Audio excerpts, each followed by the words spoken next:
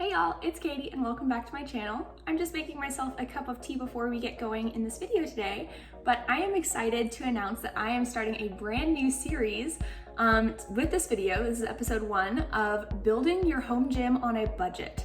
So just to give it a little preface before we jump into the video, we bought this house a year ago in February 2022, and somewhere in the summertime I decided I wanted to build my own home office multi-purpose room. So it'd triple as a home office, YouTube studio, and an online personal training room.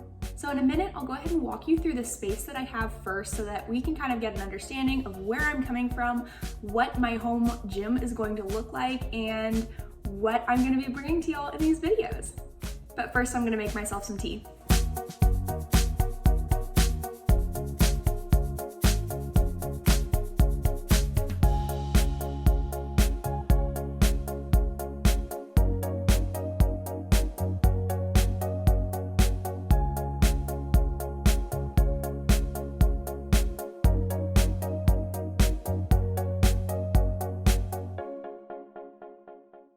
So I've got my tea and let's go ahead and start that home gym tour.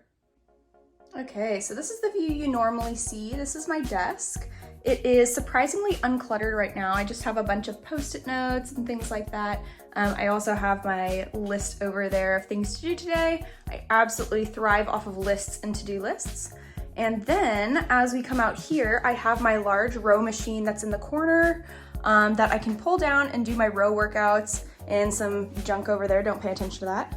I have my tripod that I use for filming and I absolutely love it. It's a Razer ring light and I have that in the description below, as well as just an extra lamp for lighting. It has nice diffused light. I have my nice window, and then over here is my home gym corner. So this is the home gym space that I have right now. It is pretty small and I am still looking to expand the equipment a little bit. I have a yoga ball, I have a couple foam rollers, I have a light density foam roller and then 2 heavier density foam rollers, as well as my yoga mat, several resistance bands of different resistances, and then some core sliders, a kettlebell, and then 2 dumbbells. And that's pretty much it right now. I have a couple ankle weights in the closet, as well as some yoga blocks and some other little kind of doodads for exercise, but I'm building this home gym from the ground up, and I'm going to be walking you through this with you guys, trying to figure out the best equipment that is affordable, because we just graduated college a few years ago, we bought a house. We're looking for budget materials here, but we want them to be of good quality too. So if you're looking for great home gym items on a budget, so am I. This is the series for you. Ooh, I forgot to show you the other side of the wall. So across from my home gym area is these doors. I have a large closet. That is the largest closet in the house. So it is prime real estate. And then this is the door for the exit. And anyway, this is my home gym, my YouTube studio, and my virtual training space. So welcome. So I thought I would start with one of the most important foundational things in a home gym, which is, not surprisingly, flooring. So obviously my home gym series is going to be very specific to my home gym because I'm building it from the ground up for my specific purposes in this room. In this case, I have carpet in my room, and so I didn't need a super squishy surface or anything super dense. Hi Tanner. Hi buddies. You wanted to say hello? So anyway, I didn't need anything super squishy or super firm because I already had a semi-squishy surface underneath the flooring. So I just wanted a surface that I could wipe down and keep from getting sweaty, as well as just keep clean in a designated area for shoes on the carpet. So I'm gonna list off a few different flooring options here. I'm gonna list the one that I have, as well as some other different flooring options in different price ranges, and a more high density rubberized option if you're into more heavy lifting or want to do a garage gym. So a super popular option are these puzzle piece type flooring mats that you can find at Walmart, you can find them at Academy, online on Amazon, different places. I've personally never owned any myself, but I've heard from plenty of clients and other folks who have used them in their home gyms, and they say they work decently well. The longevity of them is also decent for the price, but they're not going to be fantastic for super heavy weights, especially if you have something like hardwood underneath. Just consider upgrading that to something a little bit more cushioned.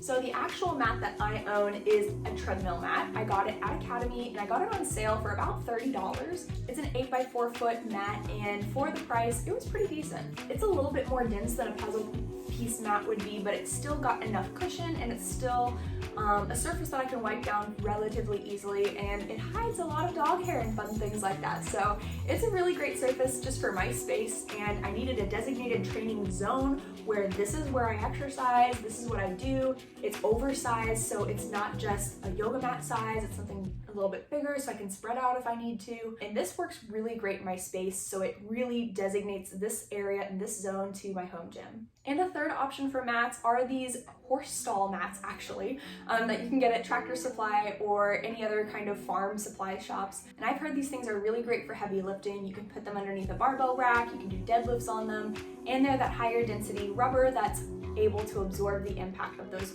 weights a lot better than, let's say, these foam puzzle piece mats or something. So if you're more into the garage home gym setting, you should probably look for something that's rubber and a little bit more dense and able to absorb impact. And while we're talking about mats and flooring, I'm also going to mention a couple different yoga mats. So I'm also a yoga instructor, and I absolutely love yoga mats. I think there are some that are really great and some that you probably should avoid. So number one here, let's just clear the air and define what a yoga mat actually is first. So I see a lot of people carry these foam mats into yoga classes with them, and they do work to an extent. They are a great density for cushioning your joints when you're on the ground, but for an actual yoga class and for actual yoga poses, these mats do not work very well at all because they have very little traction, and if you're barefoot on them, you're going to slip and slide all over the place. However, if you're using them for exercises and things like that in your tennis shoes, you're probably going to be decently okay on these mats. Yes, they might slip and slide a little bit, but for the most part, you'll be able to work out on them pretty decently. But they're not technically yoga mats. So real yoga mats are typically between 4 and 8 millimeters thick. They're made of a more dense foam, and they have a decently textured surface so that your feet won't slip around when you're doing yoga, which is also good for workouts. So you'll see these types of beginner mats all over the place for fairly cheap, and you get what you pay for though. They're typically not that durable, and when you sweat, sometimes you might slip and slide a little bit more on these types of mats, just because they have texture, yes, but they also have a slippery coating on top of them. That is not very good with sweat and skin contact if you're doing your yoga barefoot. So they're a really great beginner option if you're not going to get super serious with yoga, or if you're only attending a class once a week, but if you want to do yoga a little bit more seriously, you might want to upgrade the mat. And my favorite mat that's the next level up is the Manduka Begin mat. So this one has a little larger price tag on it, but it is worth the investment. It has really great grip on it. This is the mat I bought my mom last year for Christmas, and it has super great grip on it. She absolutely loves it. It's a really great density because it has 2 layers of foam, and it has really great cushioning, and this one is going to be super durable and last the test of time for sure. I usually recommend the Manduka Begin to all my clients, especially if they're getting into yoga or do yoga more than once or twice a week, especially if they do home practice as well. Or for my more serious yogis who practice almost every day, this is a great mat, and this is the one that I personally use. It's called the Manduka Pro, and this mat is worth the investment. It's a hefty price tag, but it is worth the investment because it will last you a lifetime. It has an excellent warranty on it, and it is just the mat of your dreams. Let me show it to you. Okay, so the strap is not included. I had to buy that separately, but this mat is super nice. It is super cushy, and it is a full 6 millimeters thick, so you can see the density, and you can even feel it. Like, this mat weighs a chunk, and it is an oversized mat as well. I really get annoyed by some yoga mats that are so narrow and then so short. This one is oversized, so it's a whole, I think, 2 inches longer and then a whole inch wider than normal ones. So this one just lets you splay your hands wider, it lets you find wider poses, and you're still on the mat, so that's really great. So I've been using this mat about 2 years now, and it is amazing. It's still almost in mint condition. I've had to break it in. That's the only drawback with this mat, is it has a break-in process. So there's this whole break-in method that the Manduka Pro website goes over with you, but you can repeat that process a couple times in the first couple months, and that helps break down that initial slippery feeling on the mat. Then it begins to really hold your grip better, and the grip on this mat cannot be beat. So I have just loved this mat, and I have been blown away by it over the last 2 years.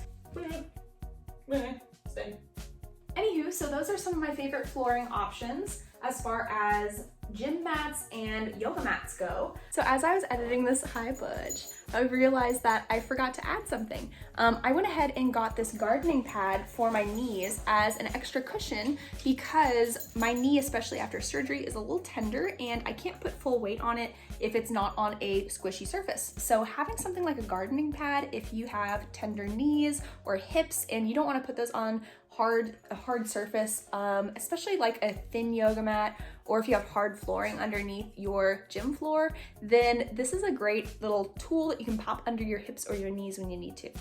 So back to the video. I am so ready for my home gym to grow through this series, and I'm excited to bring y'all along for the ride. So in the comments below, go ahead and let me know what I need to review next, and otherwise, I will see y'all later. Stay healthy and we'll see you later. Bye!